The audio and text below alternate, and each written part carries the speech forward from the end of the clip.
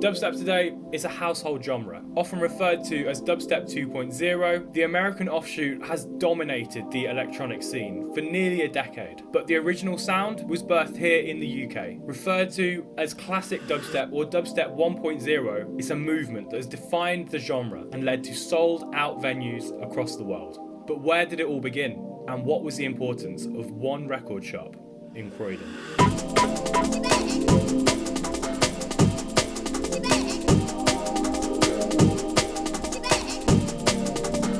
The first recorded usage of the word dubstep comes from a journalist called Neil Joffrey. It was used in 2002 in an Accelerator magazine. It was used to describe the Horsepower Productions record release, but that's kind of the first documented use, the first generally accepted use of the term, and in a lot of occasions that's kind of when it becomes a thing. It's often not the musicians that create these labels, it's the journalists or the consumers that come up with the labels. But as a sound, it kind of came into being in the mid-90s. A record store called Big Apple Records, which began in about 92. It ran till about 2004. When it started, the owner took the space in Croydon, started selling records. He was selling all sorts of weird stuff from the electronic world through to lesser known genres. As a record store, it was absolutely pivotal as a hub for budding DJs, producers, MCs, fans of the music. You would end up with people coming from far and wide to be able to listen to and buy music from Big Apple Records. Okay, now you have it. The Big Apple, 37 Surrey Street, Croydon, East Croydon. It's real. Some of the people that stood out, firstly, he was the guy that was behind the desk at Big Apple Records for a number of years. His name was Hatcha. Him and Big Apple Records were pivotal, absolutely quintessential in making this scene what it was back in the noughties. If it hadn't been for them, guys like Skream and Benga wouldn't have come along. These were two people who independently, in their early teens, before they could legally go raving, were going along to this record store with their lunch money and picking out things that they liked the sound of. Hatcha started feeding them dubstep records, really early dubstep. This is the same stuff that was being made on Fruity Loops, on PlayStation games. People like Benga and Skream started understanding that they could make music, and they were considered teenage child prodigies because they'd go and buy their records, they'd jump on decks a couple of weeks later in Big Apple Records and blow the rest of the crowds away. And when I say crowds, these weren't just any people. These turned out to be the people to be known with, and they were doing it from their early teens, which is testament to their careers to date. Another notable name would be Artwork. As someone who was creating music in the upstairs of Big Apple Records till 2004, he got a very good reputation. In the 2000s, he even produced a record that would go on to spawn a whole pop career. The artist was Daniel Bedingfield and the track was Gotta Get Through This. Artwork would go on to join Skream and Benga to become one of the first dubstep supergroups, Magnetic Man. Also notable in the early 2000s, so after the record store had been open for nearly 8 years, Mary Ann Hobbs stepped up as a bastion of new music on the BBC late night airwaves, started something called the Dubstep Wars. It's the Breeze Block, Dubstep Wars.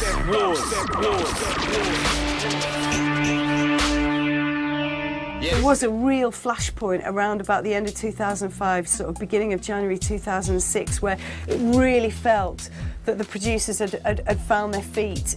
There was a sense of momentum gathering within the scene as well, and that's something that my show on Radio 1, that's where we really seriously began to document it with programmes like Dubstep Wars, etc. But Dubstep Wars was a Radio 1 programme that I put together in January of 2006, and the idea was to capture something of the spirit and the energy and the momentum that I could see building within the dubstep scene. This is where I came across dubstep, on an FM frequency, which was unheard of. It was the first time, and it's likely that it received complaints. Alongside her were people like John Peel, who were fans of particular strains of dubstep. John Peel was one of the first, well actually was the first person to play my music as well as my peers' music on what we consider to be, which is mainstream radio.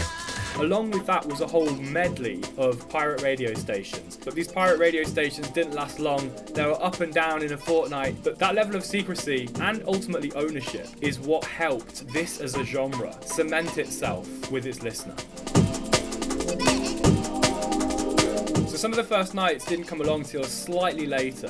The first notable one forward. Stylized as FWD, the venue was called Plastic People. Plastic People was a venue that held host to some of the earliest examples of dubstep DJs honing their craft, cutting their teeth, or they went to Plastic People and listened to other DJs. Also notable, Mala. He started a collective called Digital Mystics and a night called DMZ. The tagline for DMZ was meditate on bass weight, and it came to represent a whole scene. The DMZ nights were infamous. They started out at little clubs. Big clubs wouldn't touch them back in the day. They were still considered that bastard child of electronic music, but eventually popular demand got them into clubs like Fabric. Then they started selling out stages, selling out events. DMZ's always a banging night to play at. Always good. You know, they won't just stick on a mishmash of everyone and all the big names and what's hot now. They will stick to their roots and play what is relevant. If you know you're booked for DMZ, you have to have something that no one's heard before. You wouldn't just turn up with your regular sort of Saturday night record box. You would have to have something no one's heard before in your life. It's almost like that's the entry fee for a DJ to go in. By this point, dubstep was starting to branch out. It wasn't just a London-centric sound anymore. Whether it be in Birmingham, whether it was in Leeds, there were clubs that were playing this sort of music and building their own communities. And ultimately, that's what all this was about. There was Leeds Sub-Dub Night, which was running for over a decade in various places, and also clubs in Birmingham like Suki 10C that would be putting on really early dubstep nights, again, building those communities.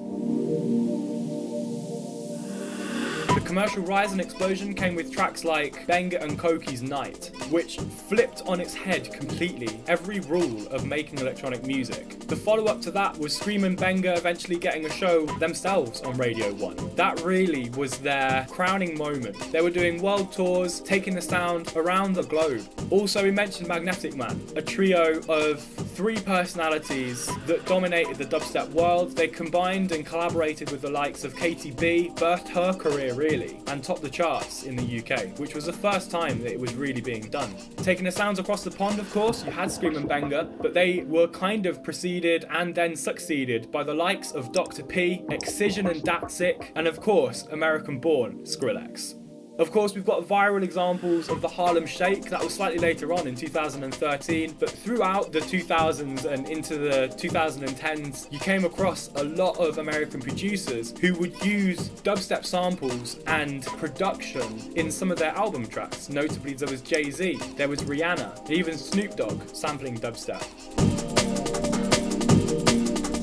So with every rise has to come a bit of a fall, and I think with dubstep, that's something that we all saw. As a sound, it did change, and this is when it starts moving from being dubstep 1.0 into dubstep 2.0. As a sound, it became distorted, and its own amalgamations took on different energies. You had the likes of Brostep, Funt Case, Trolley Snatcher, the more screechy, high-end dubstep that was produced by UK producers, but they took the crown and then took it over to America into what became EDM.